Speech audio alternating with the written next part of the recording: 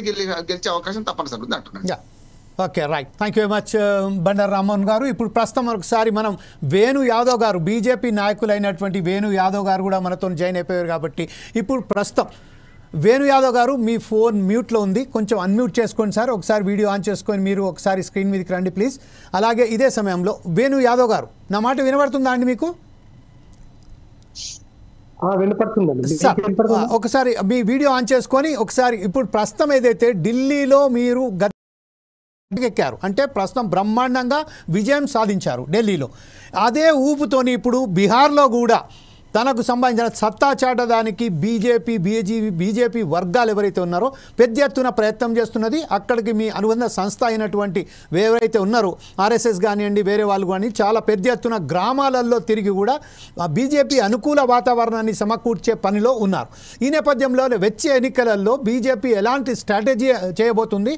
NDA కూటమిలో భాగస్వామైన నితీష్ కుమార్ని పక్కన పెట్టి గిరిరాజ్ సింగ్నే మొత్తం ముఖ్యమంత్రిగా తీసుకొచ్చే అవకాశాలు కూడా చాలా పెద్ద ఎత్తున కనబడుతున్నాయి. అంటే మనం చూసినట్టయితే ఢిల్లీ రాజకీయాలలో ఎప్పుడైతే అనేక మార్లు మలుపులు తిప్పి రేఖా గుప్తా గారిని ఎలా అయితే చీఫ్ మినిస్టర్ చేశారో, అలాగే అక్కడ కొత్త రకం ఇప్పుడు రామ్మోహన్ గారు కూడా చెప్పారు, ఏదైతే ఒక కొత్త ఒరవడిని, ఒక కొత్త నాయకుడిని ఎన్నుకే దిశలో బీహార్ ఉన్నది. కాబట్టి వచ్చే ఎన్నికలలో మీ బీజేపీ పార్టీ స్ట్రాటజీ ఏముంటుందండి? అందరికీ నమస్కారం. ముఖ్యంగా ప్యానెల్లో ఉన్నటువంటి పెద్దలందరికీ, అదేవిధంగా ప్రేక్షకులకు, వీక్షకులకు శుభ మధ్యాహ్నం. ముఖ్యంగా బీహార్ ఎన్నికల రాజకీయం గురించి చెప్పాలంటే ప్రస్తుతము వాస్తవంగా మా యొక్క భారతీయ జనతా పార్టీ యొక్క గత ప్రభుత్వం, ఎన్డీఏ ప్రభుత్వం వచ్చిన తర్వాత నుండి హర్యానా కానివ్వండి, అదేవిధంగా మహారాష్ట్ర కానివ్వండి, ఢిల్లీ కానివ్వండి, ఈ విధంగా జరిగిన ఉప ఎన్నికల్లో భారతీయ జనతా పార్టీ విజయ ఢంకా మోగించుకుంటూ వస్తుంది. అదేవిధంగా ప్రభుత్వంలో ఎన్డీఏ కూటమి ప్రభుత్వంలో కూటమిగా ఉన్నటువంటి పార్టీలందరికీ సముచిత స్థానాన్ని కల్పిస్తూ దేశంలో ఈరోజు ప్రతిపక్ష పార్టీకి కనీసం అర్హత లేకుండా, వారి యొక్క అంశాలను కనీసం వారికి ఎటువంటి అవకాశం ఇవ్వకుండా ఈరోజు ఒక్కొక్క మెట్టుని సాధిస్తూ ఒక్కొక్క గణనీయమైనటువంటి పాలనను ఈరోజు ప్రియతమ ప్రధాని నరేంద్ర మోదీ గారు దేశ ప్రజలకు అందిస్తున్నారు. ఇకపోతే ప్రణాళికలు.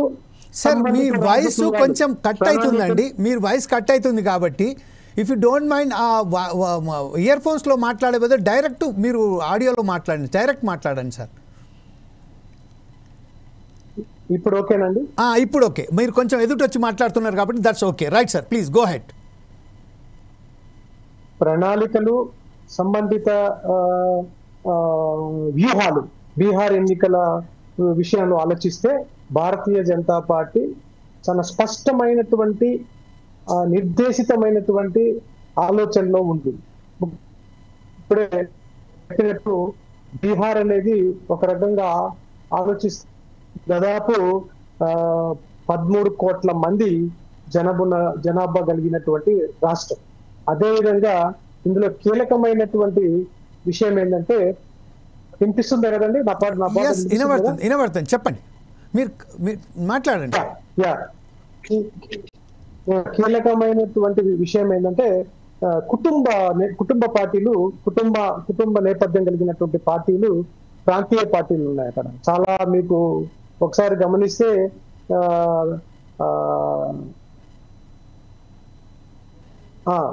Rashtriya Janata Dal United, Lok Janshakti Party, Ram Vilas Party, అదేవిధంగా రాష్ట్రీయ లోక్ జనశక్తి పార్టీ, హిందుస్థానీ ఆవా మోర్చా, అదే ఇప్పుడు జన స్వరాజ్, అదేవిధంగా ఏఐఎంఎం, అంటే రకరకాలైనటువంటి అన్ని పార్టీలు కూడా కుటుంబ పార్టీల నేపథ్యం కలిగినటువంటి పార్టీ.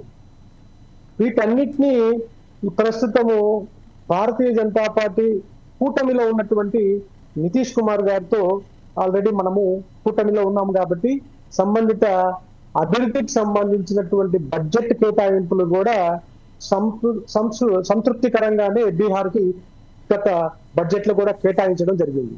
ఇప్పుడు 243 అసెంబ్లీ స్థానాల్లో భారతీయ జనతా పార్టీ ఉమ్మడిగా ఉమ్మడిగా ఉంటే కూటమితో పోతుందా, కూటమితో కాకుండా పోతుందా అనేటువంటి చర్చని ప్రస్తుతానికి ఇంకా దాని మీద అవగాహన, దానికి సంబంధించినటువంటి ప్రణాళికలు ప్రస్తుతానికి ఎటువంటి ఆలోచన ముందు లేదని నేను అనుకుంటున్నాను. అంటే ప్రస్తుతానికి కూటమిగానే వెళ్ళాలనే ఆలోచన ఇస్తున్నారు.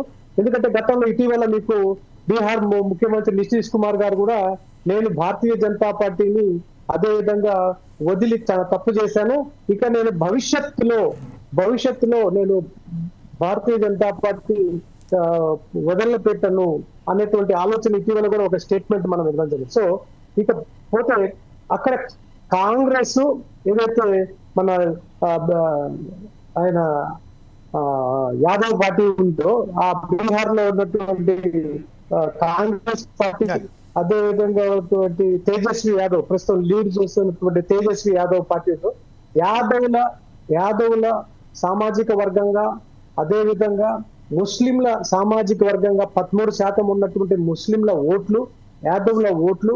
To be correction sir, to be correction, 1 minute Venu Yadav గారు, ముస్లిం జనాభా అక్కడ 17.71% ఉందండి, అది దాదాపుగా 18% sir, not 13%. Okay, go head.